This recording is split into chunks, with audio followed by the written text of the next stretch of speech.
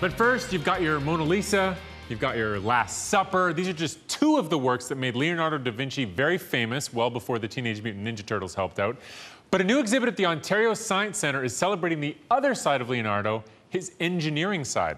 It opens to the public today, but Daily Planet's cameras got to go behind the scenes to find out how it all came together. At the Ontario Science Centre, Leonardo da Vinci is breaking his silence. We have just few paintings of Leonardo. Instead, we have thousands of drawings of machines. These machines are impressive today, let alone 500 years ago.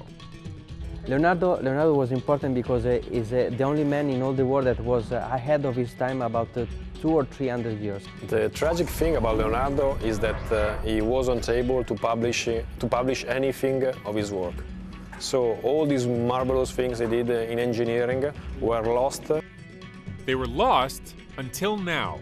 Massimiliano, Eduardo, and Mario all came together to finish Da Vinci's work by building his incredible machines. For us, this was a very hard thing to do because no one has found the documents. Today, they're setting up for a massive exhibition. Okay, here are the wheels. Where their work will finally be on display. Aprila. Mario built this robotic cart using only materials and technology that would have been available to Leonardo 500 years ago. The engine of this so-called car that is a robot are these two big spring engines here inside, because inside is like a clock. This is a robot. The word robot is modern, but it is a robot because it has two engines inside, and it is programmable. Leonardo didn't exactly leave clear instructions on how to assemble these machines.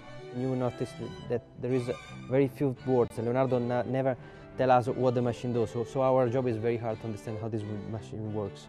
So we have something like 5,000 pages of Leonardo to look at. But anyway, this is just something like 30% of what Leonardo really wrote.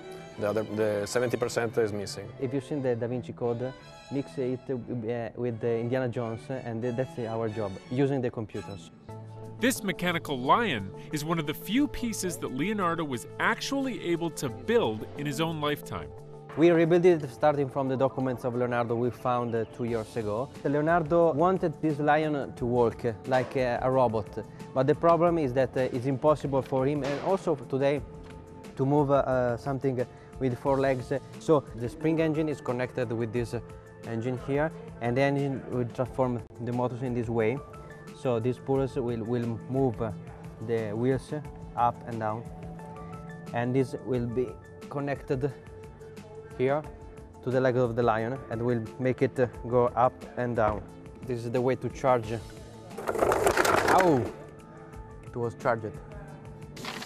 This is the big ticket item of the exhibition. And now we're going to open the Apsico Viola. It's one of the few pieces that's being tucked away behind glass. The idea of Leonardo for the instrument is to build, make a crossing between two instruments, the viola, the modern violin, and the harpsichord. It took 3 years to decipher Leonardo's notes. Here you can see the entire instrument, but this part of the manuscript is missing. It took them a year to build it just right so that it would sound just like it did in Leonardo's time. We have to fix this rope. We have to tune it now. It might not be music to our ears, but it's a perfect replica of how it sounded 500 years ago. The problem was the noise of the engine, you see. So it's almost covering the sound of the instrument. So that's why Leonardo didn't succeed in making an instrument at the future. So this is also a thing I like about Leonardo. He was a genius, but at the same time he made some mistakes. This makes us understand that he was not an alien, but was a human being like us. Now that everything is unpacked, the exhibition is ready to open to the public. Our goal is always to push the creativity of people after they have seen our exhibition. The guys have enough material from Leonardo to continue pushing their own creativity for years to come. There are so many things to find again about Leonardo that we have work to do from here for the next 100 years.